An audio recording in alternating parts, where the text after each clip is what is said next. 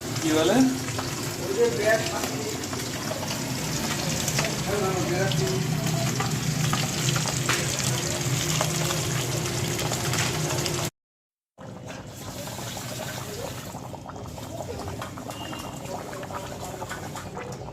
পরের লবণ দেখ আগে যাবো লবণ দেখে এলাম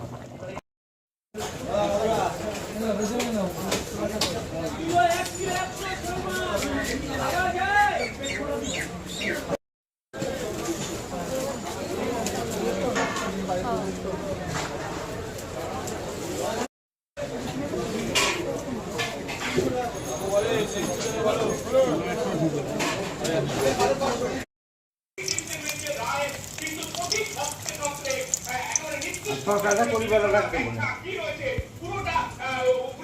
হ্যাঁ